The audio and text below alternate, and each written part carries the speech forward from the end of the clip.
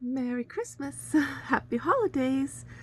How is it that we recover that spirit of joy, that spirit of magic after a heartbreak when you gave your all and it didn't work out? And the main thing is you forgiving you, right? Because you're like, how did I do this again? How on earth did I manage to do the same darn thing over and over again? I don't know. I don't know. But like when I think of it, like, okay, so the guy comes on with his big peacock feathers and showing off, right? And we fall for that because it's biological. But the thing is, the guys who actually love themselves are going to come towards us in a vulnerable way rather than a showing off way. So, for one thing, in our next round, we need to fall for a different kind of an energy, right? So, one way to get over your heartbreak now is to forgive yourself for the falling for the peacock feathers, but also promise yourself that you're going to look the other way. You're going to look underneath the feathers. You're going to look towards the people who are more sincere and less needing to show off. Because if they don't need to show off, they have more confidence. I mean, think about it. You got this controlling jealousy thing, right? And they'll punish you for you being strong and you for being independent. But what's under that is like incredible insecurity, right?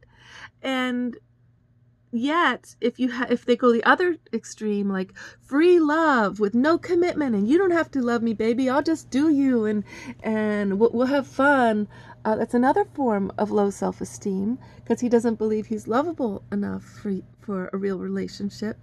So where are these men who are self-loving? Where are they?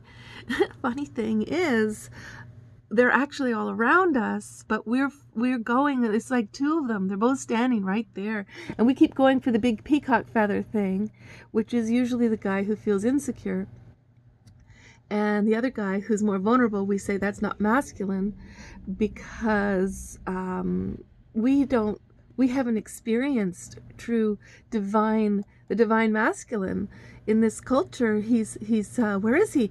A lot of times, I met him a lot in Mexico because he'd be somebody really who's there for his family with all of his heart, like somebody who is actually passionately engaged in life work that is about helping women and nature and life, not just out for money, which is actually a very babyish life goal, is to just make money, right?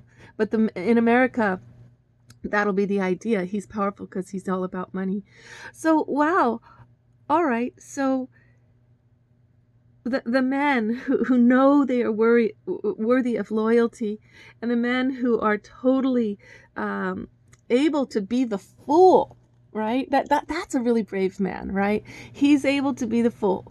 He's like, I will jump off the cliff for love again and again and get smashed again because the fool is the one who keeps forgiving, right? And then opens with an open heart, jumps off the cliff again.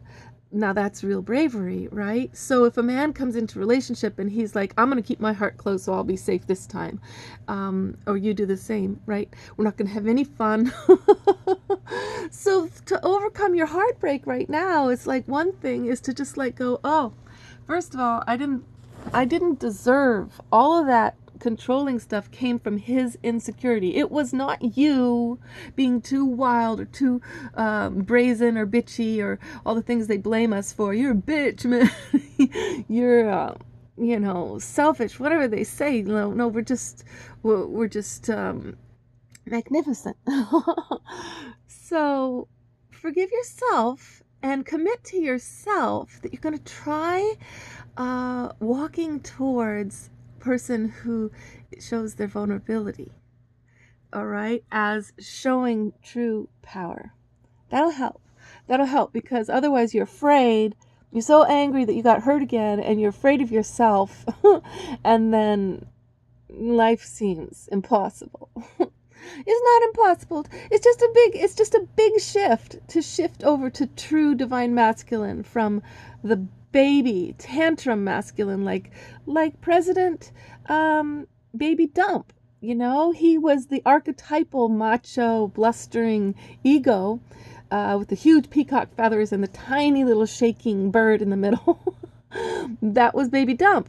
So if Baby Dump could become president and then be hurtful to the whole world with his racism and sexism and become president, you can see how the world supports that idea of masculinity and how ingrained in us it is. So to shift over to the dignified, calm, rational, loving Biden, it's really exciting, isn't it, to see just a real man in the job, coming from heart. That's divine masculinity, and showing his vulnerability, showing his tears in his speeches.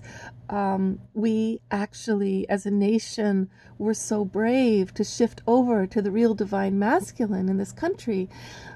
That we could do that shows a shift in the psychology of Americans, right? That we're actually waking up to what do we want of the male, the masculine within ourselves and within life. You know, can he be whole? Can he know he's lovable as a whole being, or does he have to show off and pretend in all these ways and be so insecure that he controls things with all his might? Can we love the masculine? Really? Can we? And you know what? When we love it, the masculine within ourselves, man, we can become powerful women. Okay, next video.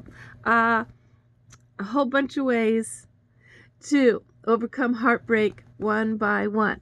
Let's see.